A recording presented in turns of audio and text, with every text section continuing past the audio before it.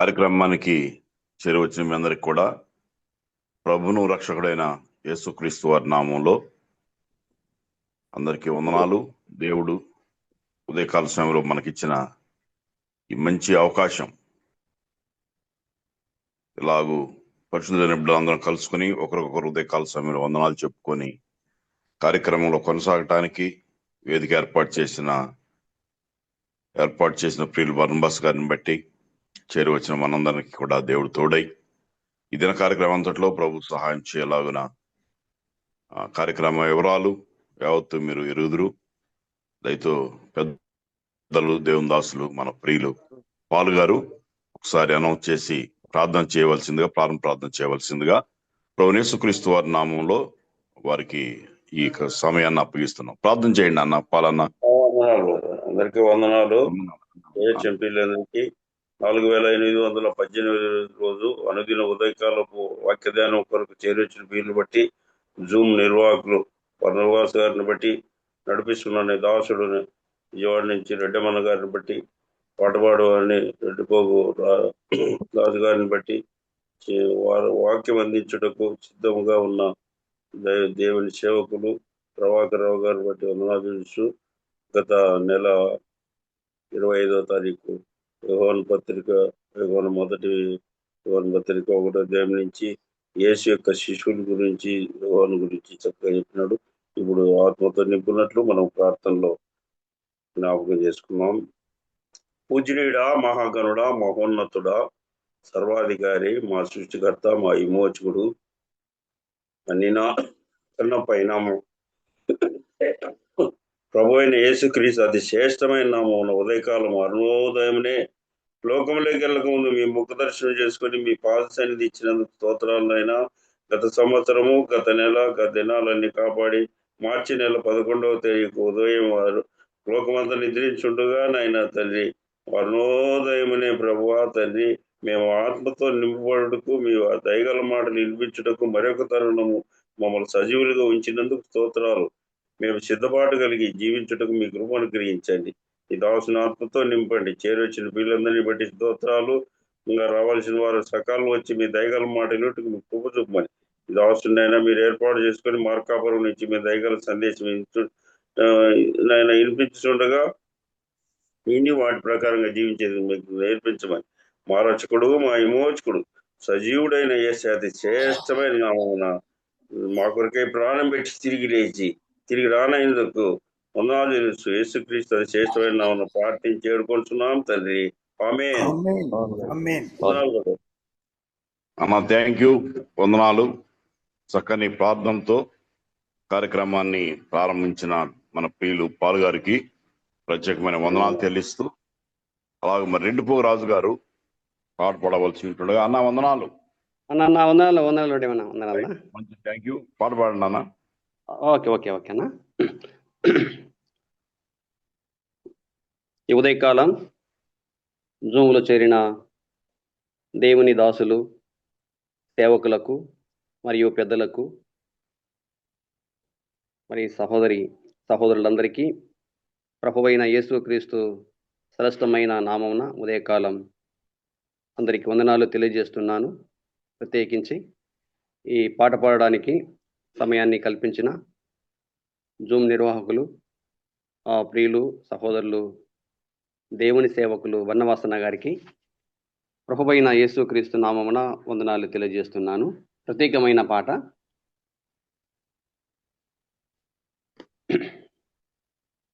నీ రక్తధారలే మా జీవనాధారం అనే కీర్తన. ఒక 2 చిన్నారులను వాడుకుందాం.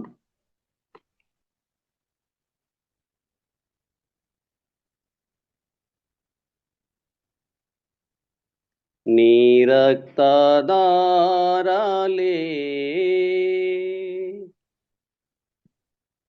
మా జీవనాధారము,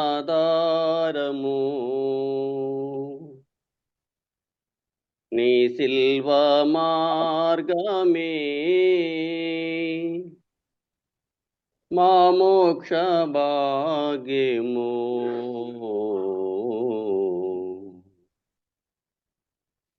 నీ రక్తధారలే మా జీవనాధారము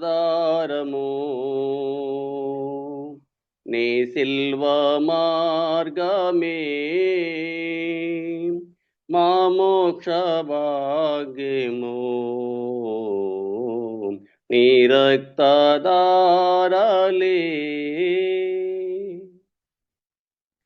ఓ సిల్వా రాజా క్రీస్తు రాజా నీతి రాజా రాజా రాజా నీ రక్తధారలే మా జీవనాధారము నీ సిల్వ మార్గమే మా మోక్ష భాగ్యము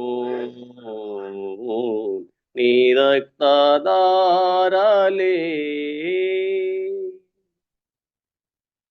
మాలో నా పలికించు జీవన రాగం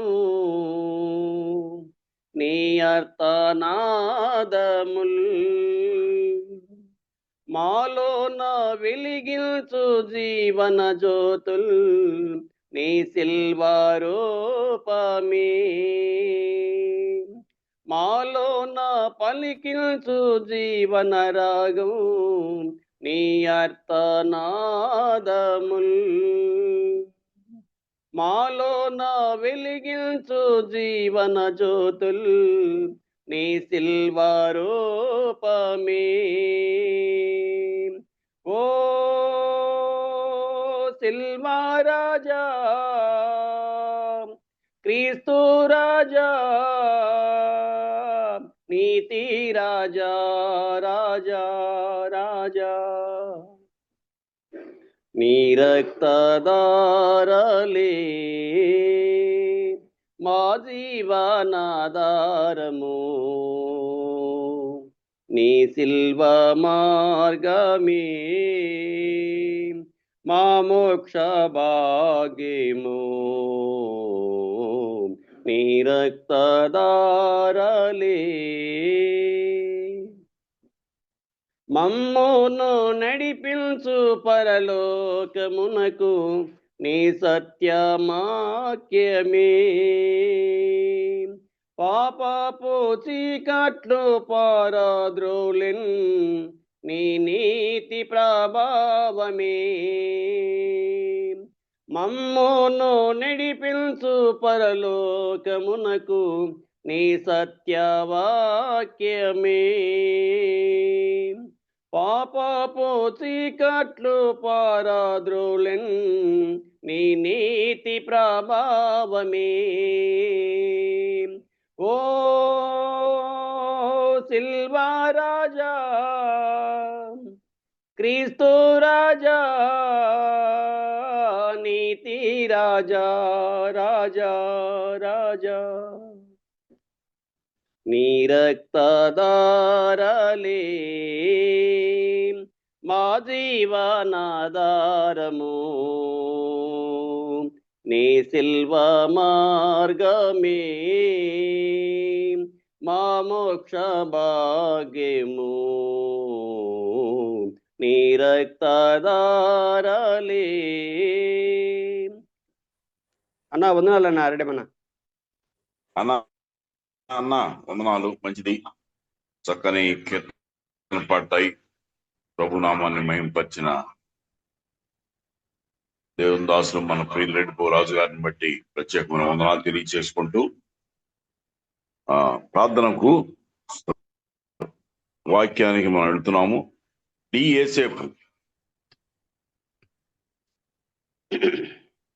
ఏసేపు అన్నా ప్రార్థన. ప్రేమ గల మా తండ్రి పరిశుద్ధుడా మీకు స్తోత్రాలు స్తుతులు తెలియజేసుకుంటున్నాం. నాయన కనికరించి కాపాడి రక్షించమని ప్రార్థన చేస్తున్నాం. నా తండ్రి ప్రార్థన ఆలకించిన ఆయన ప్రార్థన ప్రతిబంధ ఇచ్చేయండి, నడిపించమని ప్రార్థన చేస్తున్నాం. నా తండ్రి ఈ సమయంలో నా తండ్రి జూమ్ యాప్ లో ఉన్నటువంటి దైవజనులను బట్టి పెద్దలను బట్టి దేవా పరిచారికులు బట్టి వందనాలు స్తోత్రాలు స్తుతులు తెలియజేసుకుంటున్నాం. నా తండ్రి ఇంతవరకు నా తండ్రి పాటలు పాడినటువంటి వీళ్ళని బట్టి వందనాలు స్తోత్రాలు నాయన. ఆయన అతని వాక్యం అందిస్తున్నటువంటి వారిని బట్టి వందనాలు స్తోత్రాలు నాయన. నామం గొప్పది ప్రభా. నా తండ్రి మేమందరం కూడా నీ నామం గొప్ప చేసే వారు ఉండడానికి సహాయం దయచేసి, సహవాసం నిలిచినటువంటి వారు ఉండడానికి సహాయం దయచేసి నడిపించమని ప్రార్థన చేస్తున్నాం. దేవా నా తండ్రి నీకు వందనాలు నాయన. రాత్రి కూడా కాశీ కాపాడావు. ఈ ఉదయకాల సమయంలో తండ్రి మమ్మల్ని అందరం కూడా సమకూర్చి నా తండ్రి సహాసంతో ఉండడానికి, నా తండ్రి జూమ్ యాప్ లో కలుసుకోవడానికి నా తండ్రి వచ్చిన వారము ఏమై ఉన్నామో నా తండ్రి నీ కృప జీవిస్తున్నాం కాబట్టి నా తండ్రి వాక్యానుసారమైన జీవితం మాకు దయచేసి నడిపించి నీ నామకు మహిమ ఘనత ప్రభావం తెచ్చుకుంటారండి. యేసుక్రీస్తు పరిశుద్ధనాన్ని బట్టి స్తుతించి ప్రార్థన చేయుచున్నాం మా పరమ తండ్రి. ఆమేన్. ఆమేన్. ఆమేన్. ఆమేన్. అన్నా ప్రార్థించిన వీళ్ళకు వందనాలు. ప్రత్యేకమైన వందనాలు తెలియజేసుకుంటున్నాం. దేవుని దాసులు మన ప్రియులు మార్కాపురం నుంచి ప్రభాకర్ రావు గారు వాక్య పరిచర్య చేయవలసి ఉంది. అన్నా వందనాలన్నా ప్రభాకర్ రావు అన్న. అందరికి ఓకే మంచి ప్రియులరా, మరొకసారి మనందరము ప్రభు అయిన యేసుక్రీస్తు వారి అతి శ్రేష్టమైన నామంలో ఇలాగూ ఉదయకాలము ఆయన సన్నిధిలో కలుసుకొని దేవుని వాక్య సహవాసం ఉండడానికి ప్రభు తన కనికరాన్ని మనకు అనుగ్రహించారు. అందును బట్టి ప్రభు నాకు స్తోత్రం చెల్లిస్తున్నాను. అలాగే చేరవచ్చిన మీకు అందరికీ ప్రభు నామంలో వందనాలు. దేవుని వాక్యాన్ని మనం చదువుకుందాం. మన వాక్య ధ్యానానికి సహాయకరంగా లూకా రాసిన సువార్త 1వ అధ్యాయము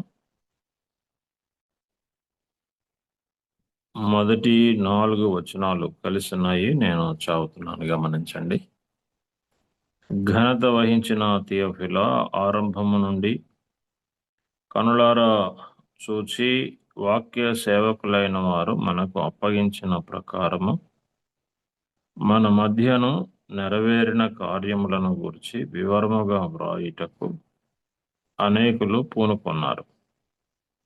కనుక నీకు ఉపదేశించబడిన సంగతులు నిశ్చయముగా జరిగినవి అని నీవు తెలుసుకొనుటకు వాటన్నిటినీ మొదటి నుండి తరచి పరిష్కారముగా తెలుసుకొని ఉన్న నేను నీ పేరట వాటిని గూర్చి వరుసగా రచించుట యుక్తము అని ఎంచి తిని.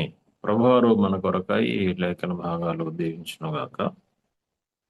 ప్రియమైన వారులారా, మనము దేవుని వాక్యమును బోధించేటప్పుడు, నేర్చుకునేటప్పుడు తీసుకోవాల్సిన జాగ్రత్తలను గురించి మనం జ్ఞాపకం చేసుకుంటూ వస్తున్నాం. వాక్యమును బోధించాలంటే వాక్యాన్ని గురించిన అవగాహన మనకు చాలా అవసరమై ఉంది. వాక్య అవగాహన లేకుండా దేవుని వాక్యాన్ని ఎటు పడితే అటు బోధించడానికి వీల్లేదు. కారణం ఏంటి అనంటే, పరిశుద్ధాత్మ ద్వారా రాయబడిన లేఖనము వింటున్న ప్రజలకు మేలు చేకూర్చాలి అనంటే పరిశుద్ధాత్మ ఏ ఉద్దేశం చేత లేఖనాన్ని వ్రాయించాడో ఆ ఉద్దేశము మనము ఎరిగిన వారమై ఉండాలి అని మనం జ్ఞాపకం చేసుకున్నాం. గత పాఠంలో దేవుని వాక్యమును అందించేటప్పుడు దేవుని వాక్యమును అందించేవారు ఎదుటి వారికి బోధిస్తున్నాము అనే ఆలోచనతో కాకుండా నేను కూడా అందులో భాగస్వామినే అనే ఆలోచనతో మాట్లాడాలి అని మనం గమనించాం. యోహాను గారు మనము పాపము లేదు అని చెప్పుకుంటే అని ఆయన తనను కలుపుకొని రాశాడు. మన పాపములను మనం ఒప్పుకుంటే అని అన్నాడు. అంటే ఆయన తనతో కూడా కలుపుకొని మాట్లాడుతున్నాడు. మన బోధ ఎదుటి వారికి బోధిస్తున్నాము అనే ఆలోచన కాకుండా నేను కూడా అందులో భాగస్వామిని అనే ఆలోచనతో మన బోధ ఉండాలి. రెండవది, మన బోధ అనుభవపూర్వకమైనదై ఉండాలి అని మనం గమనించాం. మనం ఏదైతే బోధిస్తున్నామో అది మన అనుభవమై ఉండాలి. మన అనుభవము కాని దాన్ని మనము బోధించడం ద్వారా ప్రయోజనం తక్కువగా ఉంటుంది. కారణం ఏంటి అనంటే, అనుభవం కాని దాన్ని మనము నిజ నిర్ధారణతో దృఢంగా బోధించడానికి అవకాశం లేదు. అందుకని యోహాను గారు, మేము ఏది విన్నామో, కనులారా ఏది చూచామో, ఏది నిదానించి కనుగొన్నామో, మా చేతులు దేనిని తాకి చూచాయో అది మీకు తెలియచేయుచున్నాము అన్నాడు. కాబట్టి వాక్యమును బోధించేవారు వాక్యము యొక్క అనుభవము చాలా అవసరమై ఉంది. అంటే అది మన సొంత జీవితంలో దాన్ని మనము స్వీకరించి నేర్చుకొని దాన్ని బోధించడం అనేది మనకు ఎంతైనా మంచిది. పౌలు గారు కూడా అన్నాడు కదా, నేను క్రీస్తును పోలి నడుచుకొనుచున్న ప్రకారము మీరు నన్ను పోలి నడుచుకొనండి అన్నాడు. ఆయన నడుచుకోండి అన్నాడు. అది మనం కూడా అలాగ ఉండాలి అని మనం జ్ఞాపకం చేసుకున్నాం. కాబట్టి వాక్యమును ప్రకటించువారు ఈ జాగ్రత్తలతో ముందుకు సాగాలి. అనుభవం లేని వాక్య బోధ సరైన విధానం కాదు అని మనం జ్ఞాపకం పెట్టాం. ఈ దినము మరికొన్ని సంగతులు వాక్యమును బోధించేవారు ఎలాగో వాక్యమును బోధించాలో మరికొన్ని సంగతులు మనము నేర్చుకున్నాం. లూకా గారు తనకు స్నేహితుడైన థియోఫిలా అనే అతనికి ఈ గ్రంథాన్ని రాసి ఇచ్చాడు. లూకా రాసిన సువార్త అనే టైటిల్ కలిగిన ఈ గ్రంథాన్ని వైద్యుడైన లూకా అపోస్తల కార్య గ్రంథాన్ని కూడా రాశాడు, మనం ఎరుగుదాము. ఈయన వృత్తికి వైద్యుడు. అదే సమయంలో ఇతడు చరిత్ర గురించిన ఆసక్తి కలిగిన వాడు, చరిత్రకారుడు కూడా. చరిత్రకారుడు వైద్యుడైన లూకా మొదటి శతాబ్ద కాలంలో ప్రభు అయిన యేసుక్రీస్తునందు విశ్వాసం ఉంచిన తర్వాత ఆయన యేసుక్రీస్తు జీవితం పట్ల ఆసక్తి కలిగిన వాడై యేసుక్రీస్తు జీవించిన కాలంలో జరిగిన సంభవాలను గురించిన ఆసక్తి కలిగి ఆయన ఆ ప్రాంతం అంతా తిరిగి, అంటే గలిలయ, నజరేతు, కపెర్నహూము ప్రాంతాలన్నీ తిరిగి యేసుక్రీస్తును గురించిన సంగతులన్నీ నిజ నిర్ధారణ చేసుకుని ఇవన్నీ వాస్తవంగా నెరవేర్చబడిన సంగతులు అని నిజ నిర్ధారణ చేసుకొని తన స్నేహితుడైన థియోఫిలా కూడా ఈ సంగతులు తెలుసుకోవాలి అన్న ఉద్దేశంతో ఆయన ఈ గ్రంథాన్ని రాశాడు. కాబట్టి వాక్యమును బోధించే మనకు ఒక లక్షణం ఉండాలి. అదేంటి అని అంటే, మనము ఊహాజనితమైన సంగతుల గురించి మాట్లాడకూడదు. ఊహాజనితమైన సంగతుల గురించి మాట్లాడకూడదు. దేవుని వాక్యమును ఊహాజనితమైనదిగా కూడా మనం మాట్లాడకూడదు. ఎందుకు? కారణం ఏంటి అని అంటే, పేతురు గారు రాసిన పత్రికలో మనం చూస్తున్నాం, ఒకని ఊహను బట్టి లేఖనము పుట్టలేదు అన్నాడు. ఒకని ఊహను బట్టి లేఖనము పుట్టలేదు. కాబట్టి ఊహను బట్టి పుట్టని లేఖనాన్ని ఊహాజనితంగా మాట్లాడకూడదు. ఊహాజనితంగా మాట్లాడడం అనేది సరైన విధానం కాదు. అయ్యుండొచ్చు, నేను ఇలా అనుకుంటున్నాను, ఇలాంటి మాటలు మన బోధలో ఎక్కడా కనబడకూడదు. మనం అనుకునేవి, మనం ఊహించేవి లేఖనాల్లో చొప్పించి మనం మాట్లాడకూడదు. ఎందుకు? కారణం ఏంటి అని అంటే, లేఖనము ఊహను బట్టి కలగలేదు. మన మాట అవసరం కొరకు చదువుకుందాం. చూడండి, అపోస్తలుడైన పేతురు గారు రాసిన పత్రికలో ఆయన చాలా స్పష్టంగా మనకు చెప్తున్న మాట. 2వ పత్రిక 1వ అధ్యాయము 20వ వచనం. ఒకడు తన ఊహను బట్టి చెప్పుట వలన లేఖనములో ఏ ప్రవచనము పుట్టదు అని మొదట గ్రహించుకొనవలెను. ఏలయనగా ప్రవచనము ఎప్పుడును మనుషుని ఇచ్చను బట్టి కలగలేదు గాని మనుషులు పరిశుద్ధాత్మ వలన ప్రేరేపింపబడిన వారై దేవుని మూలముగా పలికిరి అన్నాడు. లేఖనము మనిషిని ఊహను బట్టి అది చెప్పబడలేదు. రెండవది మనం చదువుతున్నాము, మనుషుని కోరికను బట్టి కూడా పుట్టలేదు. అంటే మనుషుని ఇచ్చను బట్టి అనంటే మనుషుని మనసులో నుంచి కూడా పుట్టింది కాదు. కాబట్టి మనము ఊహించి చెప్పకూడదు, మనం అనుకున్నది చెప్పకూడదు. మనం ఊహించి చెప్పకూడదు, మనం అనుకున్నది కూడా చెప్పకూడదు. ఎందుకు అనంటే అది పరిశుద్ధాత్మ ద్వారా కలిగింది, పరిశుద్ధాత్మ ద్వారా ప్రేరేపించబడిన వారై పలికిరి కాబట్టి పరిశుద్ధాత్మ ద్వారా మాత్రమే మనం మాట్లాడాలి. పరిశుద్ధాత్మ ఆ మనకి ఏ సంగతులు అయితే బోధపరుస్తున్నాడో వాటిని మనము మాట్లాడాలి. వాటిలో మనం గమనించవలసింది లూకా గారు ఏం రాస్తున్నాడంటే ఇవి నెరవేర్చబడినవి అని రాస్తున్నాడు. ఇవి నెరవేర్చబడినవి. చూడండి, ఆ మాట మనము పట్టుకుందాము. లూకా సువార్త 1వ అధ్యాయము లో 3వ లైన్లో మనం చదువుతున్నాం. చూడండి, 3వ లైన్లో ఏం చదువుతున్నాం అంటే మన మధ్య నెరవేరిన కార్యములను గూర్చి అన్నాడు. మన మధ్య నెరవేరిన కార్యములను గూర్చి, మన మధ్య ఈ కార్యములు నెరవేర్చబడినవి అని పౌలుగా క్షమించండి లూకా గారు రాస్తున్నాడు. కాబట్టి మన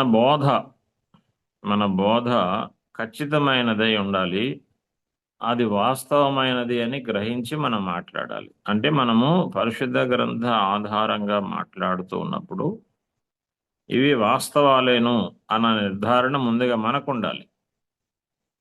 ఈ మాట లూకా గారు అంటున్నాడు. చూడండి, ఆ మాట చదువుదామా? 5వ లైన్కి రండి. అక్కడే 5వ లైన్లో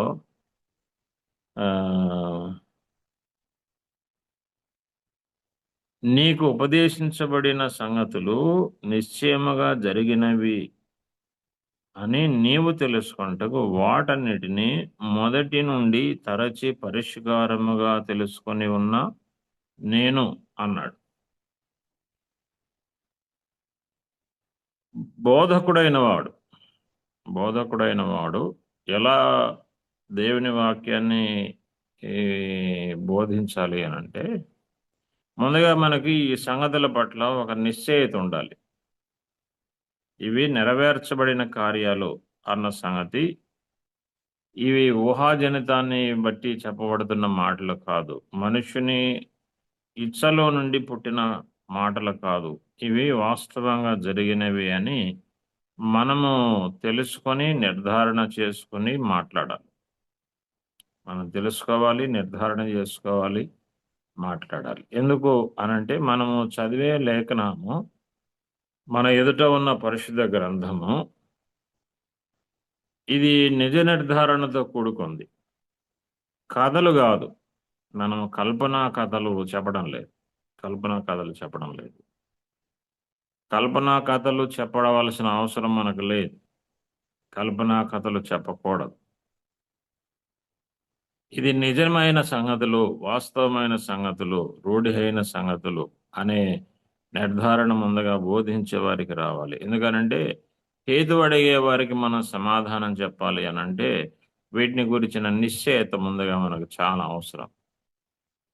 కాబట్టి ప్రియులారా, మనము లేఖనాన్ని బోధించేటప్పుడు చాలా చాలా స్పష్టంగా ఇవన్నీ వాస్తవాలు అని మనం తెలుసుకోవాలి. లూకా గారు తన స్నేహితునికి యేసుక్రీస్తు చరిత్ర రాసేటప్పుడు ఆయన నేను తెలుసుకొని నీకు రాస్తున్నాను అన్నాడు. చరిత్ర ఏం చెప్తుంది అనంటే లూకా గారు ప్రభు అయిన యేసుక్రీస్తు పునరుద్ధరణ అయిన తర్వాత అపోస్తలులు సువార్త చెప్తూ ఉండగా రక్షించబడిన వాడై, యేసు ప్రభు వారి జీవితం పట్ల ఆసక్తి కలిగిన వాడై ఆయన ఆ ప్రాంతం అంతా సంచరించి అక్కడ అనేక మంది మనుషులను విచారణ చేసి యేసు ప్రభువారు చేసిన అనేక కార్యాలు ఇవన్నీ నిజాలేనా అని ఆయన ఆ ప్రాంతాలు తిరిగి అక్కడి మనుషులను కలుసుకుని వాళ్ళతో మాట్లాడి ఇవి నిజాలేను అని ఆయన నిర్ధారణ చేసి ఈ గ్రంథాన్ని రాశాడు. అలాగ మన జీవితాల్లో లేఖన పరిశోధన అనేది చాలా అవసరం. అందుకనే అక్కడ ఇంకొక ముక్క కూడా మనం పట్టుకుందాం. చూడండి, 4వ వచనంలో మొదటి నుండి నీవు తెలుసుకొనుటకు వాటన్నిటిని మొదటి నుండి తరచి పరిష్కారముగా తెలుసుకొని ఉన్న నేను అన్నాడు. మొదటి నుండి తరచి పరిష్కారముగా తెలుసుకొని ఉన్న నేను. ఈ తరచి పరిష్కారముగా తెలుసుకోవడం అనేది చాలా అవసరం. నేను మీకు మనతో పదే పదే మనం మాట్లాడుకునేటప్పుడు ఈ సంగతి చెప్తూ వచ్చాను. అదేంటంటే, ఎదుటివారు రాసిన పుస్తకాల్లో ఉన్న వాటిని ఉన్నవి ఉన్నట్టుగా బోధించకండి అని రాశాను. చాలాసార్లు మనం మాట్లాడుకున్నాం. కారణం ఏంటి అనంటే, అవి వాస్తవాలా కాదా అనే నిర్ధారణ మనకు అవసరం. వాస్తవాలా కాదా అనే నిర్ధారణ లేకుండా మనము ఎదుటివారు రాశారు కాబట్టి నేను ఇంకా ఇలాగ ఒక జ్ఞాపకం చేయాలని ఇష్టపడుతున్నాను. అదేంటంటే, బ్రదర్ను వారు బోధించారు కాబట్టి కరెక్టేను అనే గుడ్డితనంలోకి వెళ్ళకూడదు మనం. బ్రదర్ను వారు చెప్పారు, లేకపోతే ఫలాని పెద్ద సేవకుడు చెప్పాడు కాబట్టి ఇది కరెక్టేనో అనే ఆలోచనలోనికి మనం వెళ్ళకూడదు. ఎందుకు? కారణం ఏంటి అనంటే, మనకు బెరయా స్థానిక సంఘస్థులు మనకి ఇందులో మాదిరి. బెరయా స్థానిక సంఘస్థులు ఏం చేశారు అంటే మనం ఎరుగుదాము. నేను అవసరం కాబట్టి నేను లేఖనాన్ని జ్ఞాపకం చేస్తున్నాను. చూడండి, అపోస్తల కార్యముల గ్రంథం. అపోస్తల కార్యముల గ్రంథము 17వ అధ్యాయం. అపోస్తల కార్యముల గ్రంథము 17వ అధ్యాయము వచనము 11. వీరు తెస్సలోనికయలో ఉన్న వారి కంటే ఘనులై ఉండిరి గనుక ఆసక్తితో వాక్యమును అంగీకరించి పౌలును శీలయును చెప్పిన సంగతులు అలాగు ఉన్నావో లేవో అని ప్రతి దినమును లేఖనములు పరిశోధించుచు వచ్చిరి అన్నాడు. అందుచేత లేఖనములు పరిశోధించినందుచేత వారిలో అనేకులను ఘనత కలిగిన గ్రీసు దేశస్థులైన స్త్రీలలోను పురుషుల్లోనూ చాలా మంది విశ్వసించిరి అని మనం చదువు. మనకు లేఖనం పట్ల విశ్వాసం కలగాలి అనంటే, మన ఎదుట ఉన్నవారు లేఖనాన్ని విశ్వసించాలి అనంటే, మనకున్న ఈ గుడ్డితనాన్ని మనం వదిలేయాలి. అదేనంటే, మన సహవాసాన్ని బట్టి ఈ బ్రాండ్ కరెక్టేనో అని అనుకోవడం తప్పు. ఎవరు చెప్పినా లేఖన నిర్ధారణ అనేది చాలా అవసరం. నిజ నిర్ధారణ అనేది చాలా చాలా అవసరమైంది. ఫలానా ఆయన చాలా గొప్పవాడు, పెద్దవాడు, చాలా సంవత్సరాలుగా మన సంఘాల్లో బోధకుడు కాబట్టి ఆయన చెప్పాడంటే తిరుగులేదు అనే దానికి రాకూడదు. మన మట్టుకు మనము లేఖన పరిశోధనతో ఇవి సరి అయినవేనా, లేఖనానికి సరితూగుతున్నాయా అన్న నిర్ధారణ మనకు చాలా అవసరం. మనకు లూకా గారు ఆ సంగతి చెప్తున్నాడు. ఆయన యేసుక్రీస్తుని గురించి చాలా సంగతులు విన్నాడు, అపోస్తలుల ద్వారా విన్నాడు. మొదటి శతాబ్దంలో ఉన్న సంఘములో ఆయన విన్నాడు. విన్న తర్వాత వారు చెప్పారు కాబట్టి నమ్మలేదు. ఆయనకు అవకాశం ఉంది కాబట్టి ఆ ప్రాంతం తిరిగి వాటిని పరిశీలన చేసి అక్కడ ప్రజలతో మాట్లాడి ఆ ప్రాంతాల్లో ఆయన సంచారం చేసి ఇవన్నీ నిజాలేను అని నిర్ధారణ చేసి రాశాడు. మన బోధ కూడా ఈ రకమైన పరిశీలనాత్మకంగా ఉండడం అనేది చాలా అవసరము. వివరణాత్మకంగా ఉండడం అనేది చాలా అవసరం. లేఖనాన్ని వివరంగా బోధించడం, అది పరిశీలనాత్మకంగా తెలుసుకొని బోధించడం అనేది చాలా చాలా అవసరమైనది. నేను ఈ సంగతులు మరలా మీకు జ్ఞాపకం చేయ ఇష్టపడుతున్నాను. అదేంటంటే, బైబిల్ గ్రంథము ఇశ్రాయేలు దేశపు చరిత్రతో ముడిపడిన గ్రంథము. దాన్ని భారతదేశపు మనసుతో మనం ఎప్పుడు అర్థం చేసుకోకూడదు అని మీకు జ్ఞాపకం చేశాను. మనం అందరం ఈ సంగతులు మాట్లాడుకుంటాం. భారతదేశపు మనసుతో మనం అర్థం చేసుకోకూడదు. ఇశ్రాయేలు దేశపు ప్రాంతంలో జరిగిన సంగతులు ముందుగా మనము వారి మనసుతోనే మనం అర్థం చేసుకోవాలి, వారి ప్రాంతముతోనే మనం అర్థం చేసుకోవాలి. మన ఆలోచనతో, మన ప్రాంతపు పద్ధతితో మనం ఎప్పుడూ ఆలోచన చేయకూడదు, ఎప్పుడో దాన్ని అర్థం చేసుకునే ప్రయత్నం చేయకూడదు.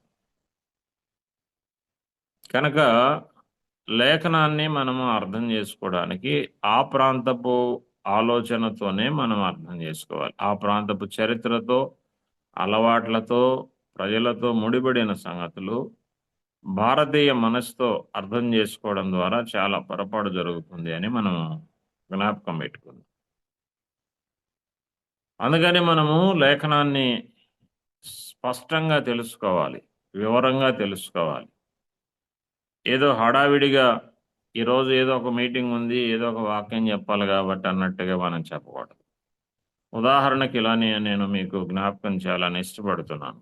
రండి మనము దేవుని లేఖనాన్ని వాస్తవ దృక్పథంతో గ్రహించాలి అనడానికి మరొక ఉదాహరణ జ్ఞాపకం చేస్తాను. అదేంటంటే మనకు కీర్తనల గ్రంథంలో 127వ కీర్తన, 128వ కీర్తన, ఈ రెండు కీర్తనలు మనకు చాలాసార్లు గృహ కూడికల్లో ఉపయోగించే కీర్తనలు అనమాట. మనము కొన్ని కీర్తనలను, కొన్ని లేఖన భాగాలను కొన్ని సందర్భాలకు మనం పరిమితం చేసేసాం. కొన్ని పాటలను కూడా కొన్ని సందర్భాలకు పరిమితం చేశాం. మా స్థానిక సంఘంలో ఒకసారి గొర్రెపిల్ల వివాహోత్సవ సమయము వచ్చెను అనే పాట మేము పాడుతూ ఉంటే మా దగ్గరికి ఆ రోజు ఒక సోదరుడు దూర ప్రాంతం నుంచి ఆయన దారిన పోతూ వచ్చాడు మా దగ్గరికి. ఆయన దినం మాత కూడా ఆగాడు. మేము ఆ పాట పాడిన తర్వాత ఆయన కొంత ఆశ్చర్యపోయాడు ఆ పాట పాడుతూ ఉంటే. ఆయన అన్నాడు, ఇది పెళ్లి పాట కదా, ఇప్పుడు ఎందుకు పాడుతున్నారు అన్నాడు. ఏమండి, గొర్రెపిల్ల వివాహోత్సవ సమయం వచ్చిన అనేది పెళ్లి పాట. అది పెళ్లి పాట ఎందుకయింది అని అంటే పెళ్లి టైంలోనే పాడుతున్నాం కాబట్టి. పరిశుద్ధ పరిశుద్ధ పరిశుద్ధ ప్రభువా అని ప్రభువుని గురించి పాడడానికి మనకు అది క్రైస్తవ సమాజం అది కూడా పెళ్లి పాట అయిపోయింది. పెళ్లిలో తప్పితే మిగతా సమయాల్లో ఆ పాట పాడలేదు. అట్లాగే 127వ కీర్తన, 128వ కీర్తనను ఇవి కుటుంబ ప్రార్థనల కీర్తనలు చేశారు, గృహ ప్రవేశాల కీర్తనలు చేశారు. కొన్ని కీర్తనలు ఆయా సందర్భాల్లో మాత్రమే వాడడం అనేది మనం చూస్తున్నాం. ఎందుకు అనంటే మనం అలాగూ స్థిరపడిపోయాము. కానీ వాస్తవం ఏంటి అనంటే 127వ కీర్తన, 128వ కీర్తన ఇవన్నీ యాత్రా కీర్తనలు అని మనం చూస్తున్నాం. యాత్రా కీర్తనలు అనంటే ఇశ్రాయేలు ప్రజలు దేవునిని ఆరాధించడానికి యెరూషలేమునకు ప్రయాణం చేసేటప్పుడు వారు ప్రయాణాల్లో పాడుకునే కీర్తనలు. సరే, 127వ కీర్తన యొక్క అంతరార్థం ఏమిటి అనంటే ఇక్కడ యెహోవా ఇల్లు కట్టించని ఎడల దాని కట్టువారి ప్రయాసము వ్యర్థమే అనే మాట మనం చాలాసార్లు ఇల్లు కట్టడానికి అనే మాట్లాడుకుంటాం. మనం ఇల్లు కట్టడానికి అనేదాన్నే మనం మాట్లాడుకుంటూ ఉంటాం. కానీ ఒరిజినల్గా అది మనం అనుకునే ఇల్లు కాదు. మనం అనుకునే కుటుంబం కాదు. ఈ ఇల్లు ఇశ్రాయేలీయుల టెర్మినాలజీలో, ఇశ్రాయేలీ యొక్క భాషలో, వారి మనసులో ఈ ఇల్లు మందిరాన్ని గురించిన ఆలోచనతో వ్రాసిన మాట. సొలొమోను గారు ఈ కీర్తనను మందిరాన్ని దృష్టిలో పెట్టుకొని రాశాడు. ఎందుకు అనంటే ఇశ్రాయేలు ప్రజలు లేఖనాల్లో కూడా మనం చూస్తాం సొలొమోను మందిరం అని మనం కూడా మాట్లాడుతూ ఉంటాం. ఎందుకంటే సొలొమోను గారు కట్టించారు కాబట్టి. మరి ప్రత్యక్ష గుడారాన్ని మోషే గారు కదా కట్టింది. మోషే గుడారం అని ఎప్పుడన్నా అన్నామా? ప్రత్యక్ష గుడారాన్ని మనం మోషే గుడారం అని ఎప్పుడన్నా సంబోధించుకున్నామా అని అంటే ఎక్కడా వాడం మనం. కానీ మందిరం దగ్గరకు వచ్చేసరికి సొలొమోను మందిరం అంటూ ఉంటాం. ఎందుకు కారణం ఏంటంటే మనకు అలాగ మన మైండ్లో ఫిక్స్ అయిపోయింది. ఆనాడు ప్రజలు కూడా అలాగే ఈ సొలొమోను గారు కట్టిన మందిరం అనే ఆలోచన వాళ్ళకు కూడా ఉంది. అందుకని మా సొలొమోను గారు ఎంత వైభవంగా కట్టారో అని మాట్లాడేవారు. అయితే సొలొమోను గారు ఏం చెప్తున్నారంటే, ఈ ఇల్లు అంటే ఈ మందిరము మేం కట్టింది కాదు, యెహోవాయే కట్టించాడు అని చెప్తున్నాడు. ఈ ఇల్లు అంటే ఈ మందిరము వారికి ఇల్లు మందిరమే, అదే నివాస స్థలం, అదే వారికి ఆశ్రయస్థానం. దాన్ని దృష్టిలో పెట్టుకొని వారు మాట్లాడిన మాట, దాన్ని దృష్టిలో పెట్టుకొని కీర్తనాకారుడు వ్రాసిన మాట. మందిరాన్ని దృష్టిలో పెట్టుకొని, యెరూషలేమును దృష్టిలో పెట్టుకొని వ్రాసిన మాట. అందుకని అక్కడ పట్టణము అనంటే దేవుని మందిరము కలిగిన పట్టణం యెరూషలేము. యెరూషలేమును కాపాడేవాడు ప్రభువే అన్న ఆలోచనతో వ్రాసిన మాటలు అన్నమాట. కాబట్టి మనము లేఖనాన్ని గమనించేటప్పుడు చూడండి, మనకు 120 కీర్తనలో ఇక్కడ 3వ చరణంలో ఏమంటామనంటే, నీ బల్ల చుట్టూ నీ పిల్లలు ఒలీవ మొక్కల వలె ఉందురు, బల్ల చుట్టూ ఒలీవల మొక్కల వలె ఉందురు, నీ భార్య ఫలించు ద్రాక్షావల్లి వలె ఉండును అనే మాటలు ఇశ్రాయేలు యొక్క ఫలింపును గురించి వ్రాసిన మాటలు. ఇశ్రాయేలు ప్రజలు ఫలింపును గురించి వ్రాసిన మాటలు అన్నమాట. కాబట్టి మనము లేఖనాన్ని గమనించేటప్పుడు, పరిశోధించేటప్పుడు అవి వ్రాయబడిన ఉద్దేశాలు మనం ఎరిగిన వారమై ఉండాలి. వ్రాయబడిన ఉద్దేశాలు ఇశ్రాయేలు పరిభాషలోనికి మనం వెళ్ళాలి.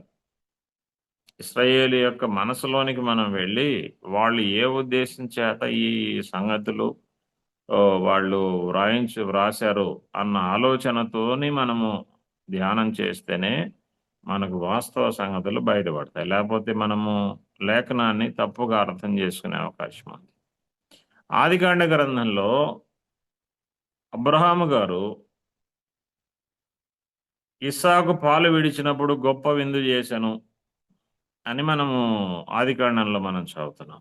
చదువుదామా సంగతి?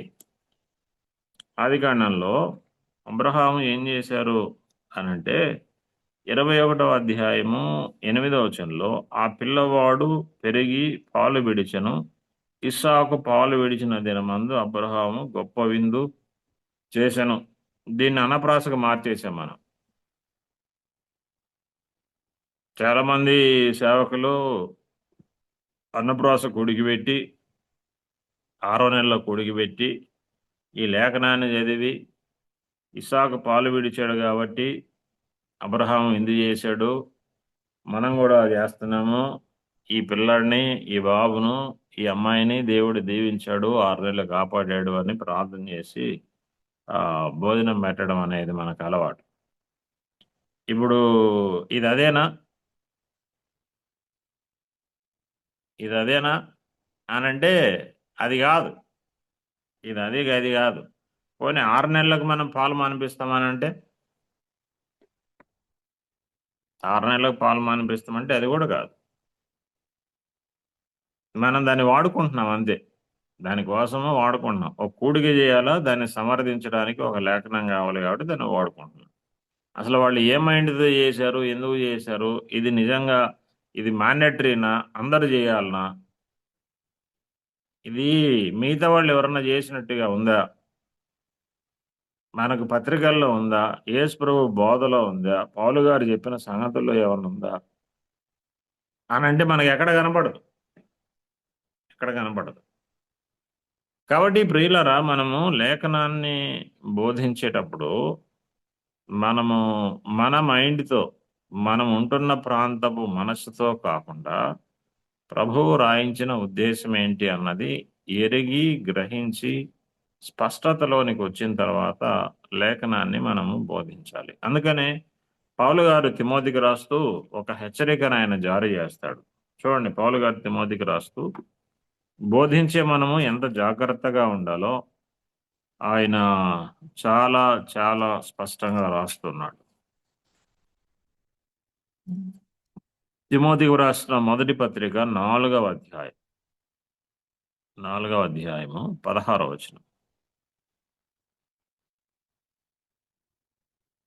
బోధ చాలా ప్రాముఖ్యంగా ఉండాలి. ఎందుకు అనంటే 16వ వచనంలో ఏమన్నాడంటే, నిన్ను గూర్చియు నీ బోధను గూర్చియు జాగ్రత్త కలిగి ఉండుము.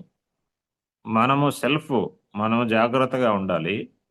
మన బోధ కూడా జాగ్రత్తగా ఉండాలి. ఎందుకు అనంటే, వీటిలో నిలకడగా ఉండుము, నీవిలాగు చేసి నిన్నును నీ బోధ విను వారిని రక్షించుకుందు అన్నాడు.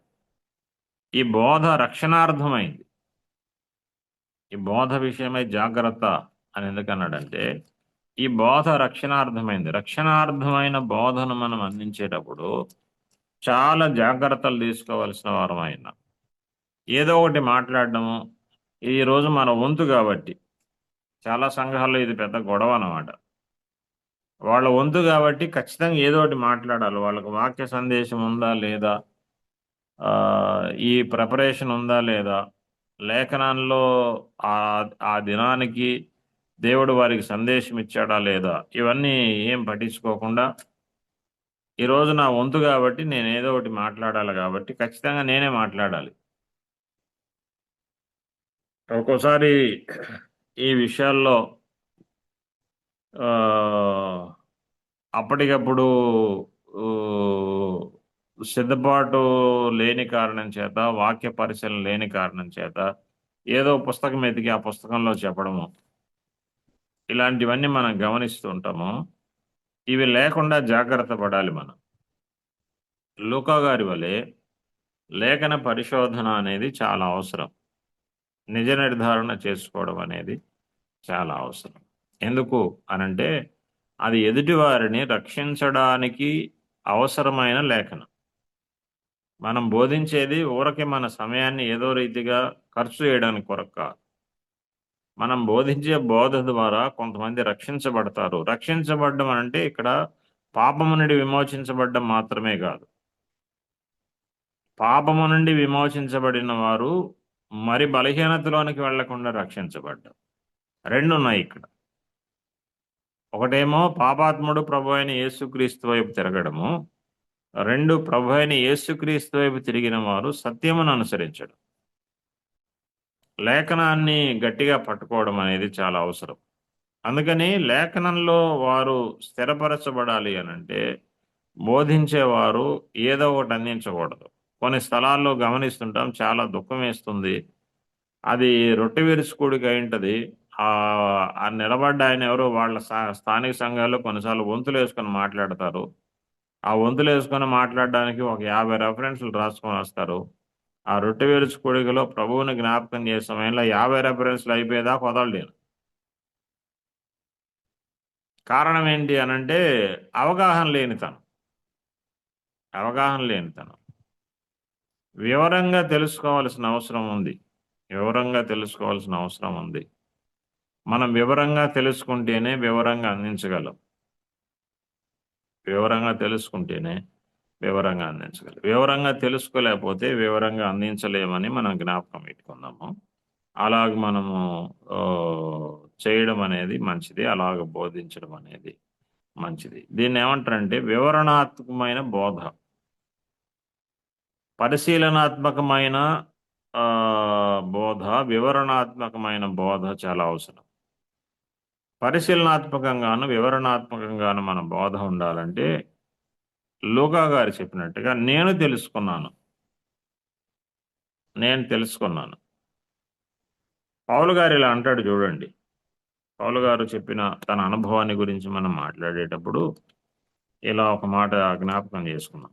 గలతీయులకు రాసిన పత్రిక 4వ అధ్యాయం. అపోస్తలుడైన పౌలు గారు గలతీయులకు రాసిన పత్రిక 1వ అధ్యాయం 15వ వచనం నుంచి మనం చదువుదాం. అయినను తల్లి గర్భమునందు పడినది మొదలుకొని నన్ను ప్రత్యేకపరచి తన కృపచేత నన్ను పిలిచిన దేవుడు నేను అన్యజనులలో తన కుమారుని ప్రకటింపవలెను అని ఆయన నాయందు బయలుపరపను అనుగ్రహించినప్పుడు మనుష్య మాత్రులతో నేను సంప్రదింపలేదు. నాకంటే ముందుగా అపోస్తులైన వారి యొద్దకు యెరూషలేమునకైనను వెళ్ళలేదు గాని వెంటనే అరేబియా దేశంలోనికి వెళ్ళి తిని పిమ్మట దమస్కు పట్టణమునకు తిరిగి వచ్చి తిని. పౌలు గారి ఈ రక్షణానుభవాన్ని గురించి మనం చదువుతున్నప్పుడు అపోస్తలుల గారి గ్రంథంలో ఆయన రక్షించబడిన వెంటనే దమస్కు ప్రాంతంలో సువార్త ప్రకటించినట్టుగా మనకు రాయబడి ఉంటుంది. కానీ ఆయన తన అనుభవంలో గలతీలకు రాస్తూ ఏం చెప్పాడంటే, నేను వెంటనే యెరూషలేముకు వెళ్ళలేదు, దమస్కు ప్రాంతానికి వెంటనే వెళ్ళలేదు. ఎక్కడికి వెళ్ళానంటే మధ్యలో నేను అరేబియా దేశానికి వెళ్ళాను అన్నాడు. అరేబియా దేశానికి వెళ్ళాను. చరిత్రకారులు ఏం చెప్తున్నారంటే ఆయన అరేబియా దేశంలో ఇంచుమించుగా 3 సంవత్సరాల కాలం పాటు లేఖన పరిశోధనలో ఉన్నాడు అని చరిత్రకారుల అభిప్రాయం.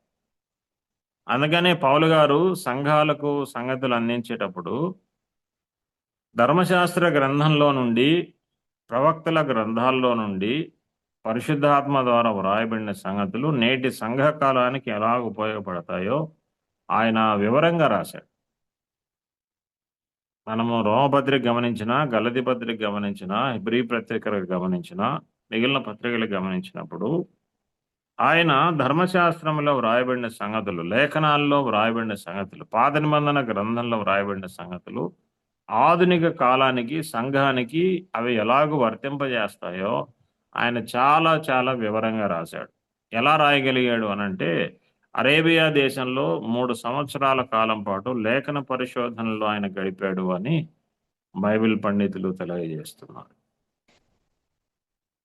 కాబట్టి ప్రియమైన వారులారా, మనము గమనించవలసిన సంగతి ఏంటి అంటే పరిశీలన చాలా అవసరం.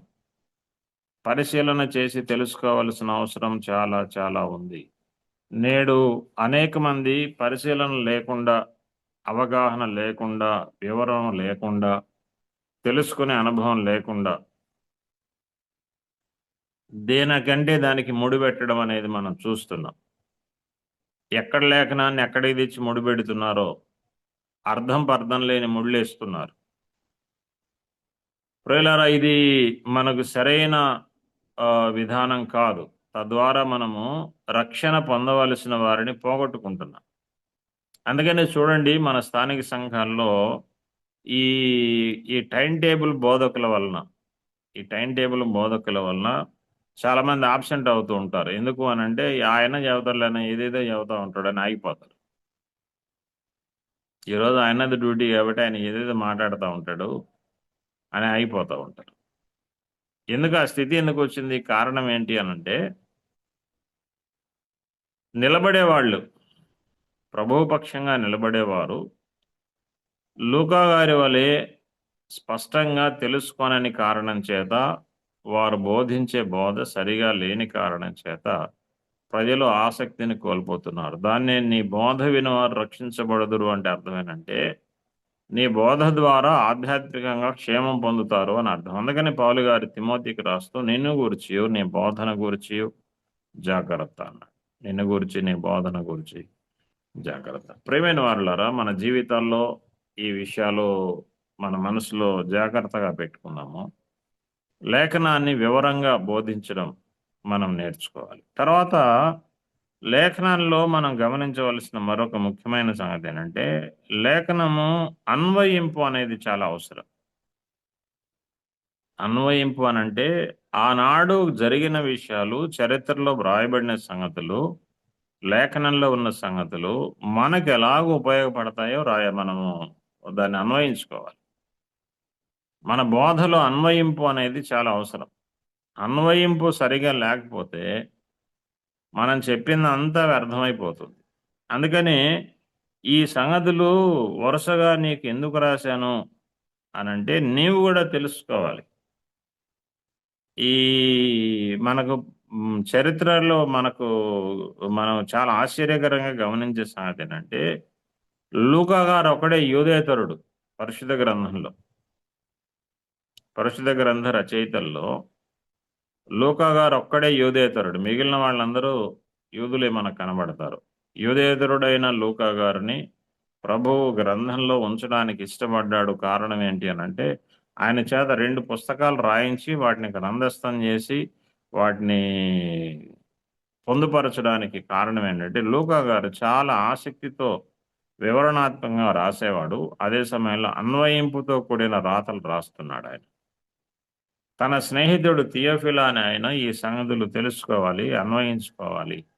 అన్వయింపు అనేది చాలా అవసరం. అప్లికేషన్లోనికి రావాలి. అన్వయింపులోనికి రాకపోతే మనం బోధించే బోధ వ్యర్థమవుతుంది. మనం ఏం చెప్పదలిచామో అది అన్వయింపు అనేది చాలా అవసరం. అది అర్థం కాకపోతే విన్నా కూడా అనవసరం. ఎందుకని యేసు ప్రభు వారు బోధించిన సంగతులు శిష్యులకు అర్థం కాల. చాలా సంగతులు వాళ్ళు యేసు ప్రభుని అడిగారు, అయ్యా ఏంటి మీరు చెప్పింది మాకు అర్థం కాలేదు. చాలా సులభమైన సంగతులే ఆయన బోధించాడు, కానీ వాళ్ళకి అర్థం కాకపోతే దాని వివరణ ఆయన చెప్పాడు. చూడండి, ఒక మాట మనం గమనిద్దామా.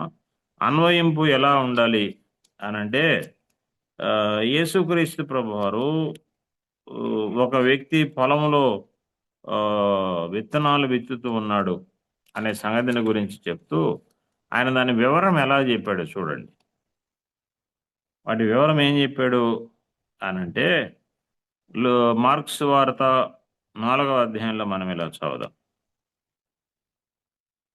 మార్క్స్ వార్త 4వ అధ్యాయంలో ఉపమానం మాకు తెలియజేయండి, దాని అర్థం మాకు తెలియజేయండి అని అంటే 13 వచ్చి 4:13 ఏమనంటే, ఈ ఉపమానం మీకు తెలియలేదా, అలాగైతే ఉపమానములన్నీ మీకు ఎలాగో తెలియను అంటూ ఆయన ఏమంటున్నాడంటే, విత్తువాడు వాక్యం విత్తుచున్నాడు. త్రోవ ప్రక్క నుండి వారెవరనగా వాక్యము వారిలో విత్తబడును గాని వారు వినిన వెంటనే సాతాను వచ్చి వారిలో విత్తబడిన వాక్యము ఎత్తుకొని పోవును. అటువలే రాతి నేలను విత్తబడిన వారెవరనగా వాక్యం విని సంతోషంతో అంగీకరించువారు. అయితే వారిలో వేరు లేనందున కొంతకాలము వారు నిలుదురు గాని వాక్యము నిమిత్తము శ్రమయైనను హింసైన కలుగుగానే వారు అభ్యంతరపడదురు. ఇతరులు ముండ్ల పొదల్లో విత్తబడిన వారు, వీరు వాక్యం విందురు గాని ఐహిక విచారములు, ధనమోసము మరి ఇతరమైన ఆపేక్షలను లోపల చొచ్చి వాక్యమును అణిచివేయటం వలన అది నిష్ఫలమగును. మంచి నేలను విత్తబడిన వారు ఎవరనగా వాక్యము విని దానిని అంగీకరించి 30 60 100 ఫలించువారని చెప్పెను అన్నాడు. ఈ మాట మనం గమనిస్తున్నప్పుడు, ఈ ఉపమానాన్ని గమనిస్తున్నప్పుడు ప్రభు అయిన యేసుక్రీస్తు వారికి ముందు చెప్పబడిన ఉపమానము వారి జీవితంలోనికి ఎలాగో అన్వయించుకోవాలో చెప్తున్నాడు. ఆయన సాధారణ సంగతిని చెప్పాడు. పొలంలో విత్తనాలు విత్తడము అనే సంగతుల గురించి చెప్పినప్పుడు, ఏమిటి విత్తనము, విత్తేవాడేంటి, రాతి నెల పడ్డం ఏంటి, ముళ్ళ పొదల్లో పడ్డం ఏంటి, వాళ్ళకి అర్థం కాలేదు. ఇప్పుడు ఆయన దాన్ని వివరిస్తున్నాడు, దాన్ని ఎలాగో అన్వయింపులోనికి తెచ్చుకోవాలో చెప్తున్నాడు. అప్పుడు వాళ్ళకి సంగతులు అన్వయింపులోనికి వచ్చాయి. కాబట్టి ప్రియమైన వాళ్ళారా, మన బోధలో అన్వయింపు, అప్లికేషన్ పార్ట్ అనేది చాలా ముఖ్యమైనది. వివరము చాలా, వాక్యమును మనం చదివిన తర్వాత దాన్ని వివరించాలి. వివరించిన తర్వాత దాన్ని అన్వయింపులోనికి తీసుకురావాలి.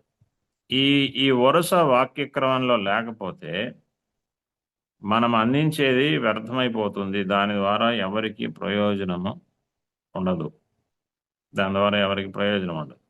మనకేదో అప్పటికి సమయము కావాలి కాబట్టి మనం ఊరకే చెప్పేస్తూ ఉంటాం.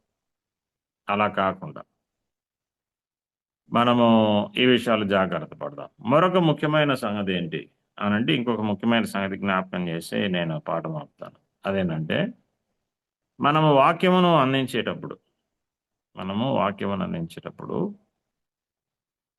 లేఖనమును గురించిన స్థిరత చాలా అవసరం.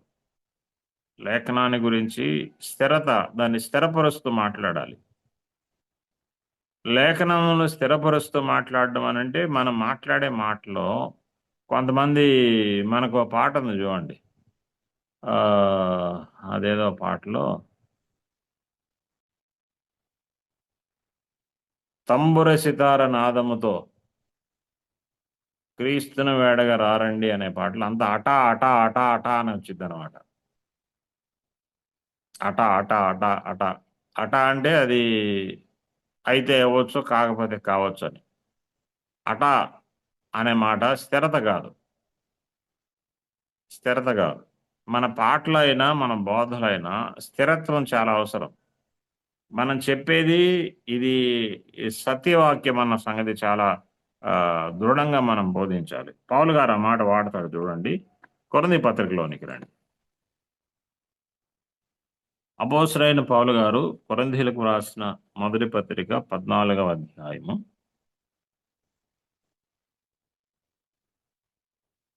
37వ వచనం. 37వ వచనంలో, ఎవడైనను తాను ప్రవక్తనని అయినను ఆత్మ సంబంధిని అయినను తలంచుకొనిన ఎడల నేను మీకు వ్రాయుచున్నవి ప్రభువు యొక్క ఆజ్ఞలు అని అతడు దృఢముగా తెలుసుకొనవలెను అన్నాడు. మనం దృఢంగా తెలుసుకోవాలి. పౌలు గారు సంఘాల్లో భాషలను గురించి, సంఘాల్లో స్త్రీ యొక్క పాత్రను గురించి, సంఘాల్లో బోధకులు ఎలా ఉండాలి, ఈ సంగతులన్నీ రాస్తూ నేను వ్రాసిన సంగతులు ఇవి ఏమిటి అనంటే ప్రభువు యొక్క ఆజ్ఞలు. నేను వ్రాసిన సంగతులు ప్రభువు యొక్క ఆజ్ఞలోని దృఢంగా తెలుసుకోవాలి అన్నాడు. అంటే దాని అర్థం ఏంటంటే, మనం మాట్లాడే మాటలు, మనం బోధించే బోధ ఇది మంది కాదు. ఈ సంగతి మనం ఇట్లా చెప్పుకుందాం, మనకు అర్థమవుతుంది. గ్రామాల్లో దండోరేస్తూ ఉంటారు. దండోర వేసేవాడి మాటలు వాడి మాటలు కాదు. అది దండోరా వేయమని ఒక అధికారి దండోరా వానికి ఆజ్ఞాపిస్తాడు. నువ్వు వెళ్ళి గ్రామంలో ఈ మాటలన్నీ దండోర వేయి.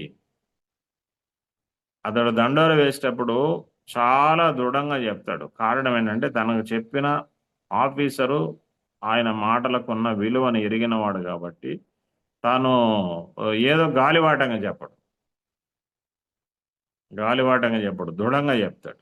మన బోధలో కూడా ఈ దృఢత్వము, స్థిరత్వము అనేది చాలా అవసరం. పౌలు గారు అందుకే నేనేదో నా ఊహను బట్టి చెప్తున్నారు అనుకుంటారేమో. ఇక్కడ సందర్భం ఏంటి అనంటే, స్త్రీలు మాట్లాడకూడదు, వారికి బోధించే అవకాశము ఇవ్వలేదు, ధర్మశాస్త్రం కూడా ఇవ్వలేదు. వారు బోధకులు కాదు.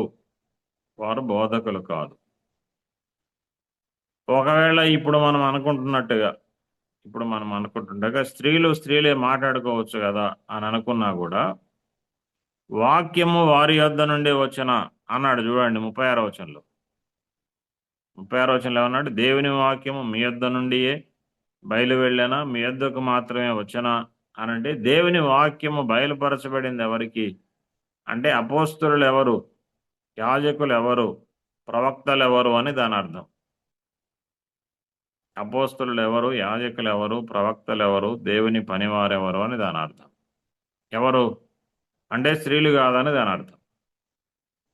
ఇవి ఎవరన్నా ఈ మాటల గురించి ఎవరికైనా అనుమానం ఉంటే పౌలు గారు దృఢంగా చెప్తున్నాడు, నేను చెప్తున్న ఈ సంగతులు ప్రభువు యొక్క ఆజ్ఞలు అన్నాడు. కాబట్టి ప్రియులరా, మన బోధ చాలా స్థిరంగా ఉండాలి, చాలా స్థిరపరచాలి. దేవుని లేఖనాలను స్థిరపరుస్తూ మాట్లాడాలి. లూకా గారు మనకు అదే చెప్తున్నాడు. ఇవన్నీ నేను వివరంగా తెలుసుకొని నిర్ధారణ చేసుకొని ఆ తర్వాత నీకు రాస్తున్నాను, తద్వారా నీవు కూడా మేలు పొందుతావు అని తన స్నేహితుడిని ఉద్దేశించి రాశాడు. కాబట్టి ఈ ఉదయకాల సమయంలో మనము లేఖనాలను బోధించేటప్పుడు ఒకటి, లేఖనాలను గురించిన సంగతుల్లో మొదటి మాట మన జ్ఞాపకం పెట్టుకుందాము. వ్రాయబడిన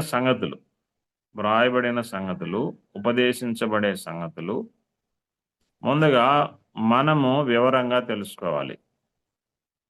2, ఎదుటివారికి వివరణాత్మకమైన, పరిశీలనాత్మకమైన బోధ ద్వారా మనం అందించాలి. 3, మనం బోధించే సంగతులు దృఢపరుస్తూ మాట్లాడాలి.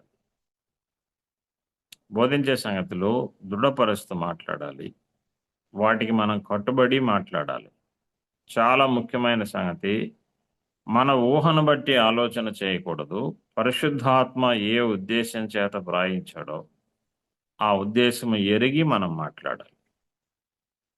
మనం ఇందాక మాట్లాడుకున్నట్టుగా లేఖనాన్ని కొన్నిటిని కొన్ని సందర్భాలకు పరిమితం చేసుకొని అదే ఆలోచనతో మనం ఎప్పుడు ఆలోచన చేయకూడదు.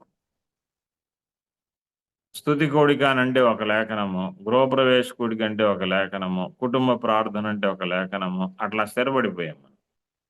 అవి దాటిరాం, అక్కడ అయిపోయాం మనం. అలాంటివి ఏవి లేవు. ఇవి ఇక్కడే, ఇంకో చోట వీటిని గురించి మాట్లాడకూడదు అనే దానికి లేదు.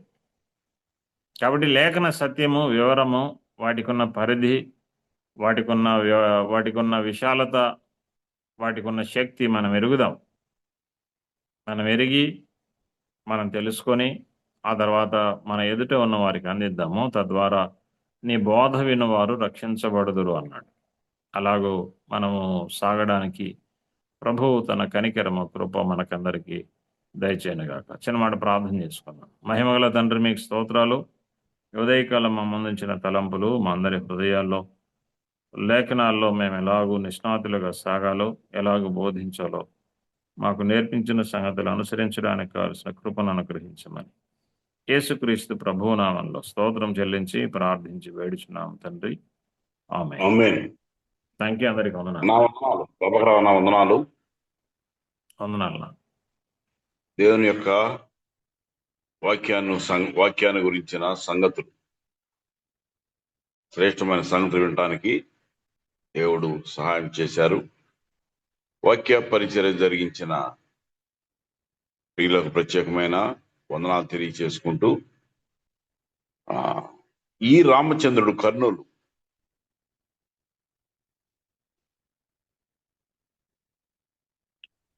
అన్న వందనాలన్నా. అన్న వందనాలు అన్న. ప్రార్థన ముగింపు ప్రార్థన చేయరా? వాక్యం కూడా అయిపోయింది. ముగింపు ప్రార్థన. ఓకేనా, ప్రార్థన చేసుకుందాం.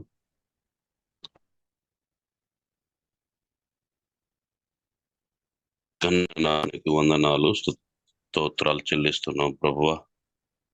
ఇంతవరకు ప్రభువా మీ దాసుని నిలబెట్టి చక్కటి సందేశాలు, దేవుని మాటలు,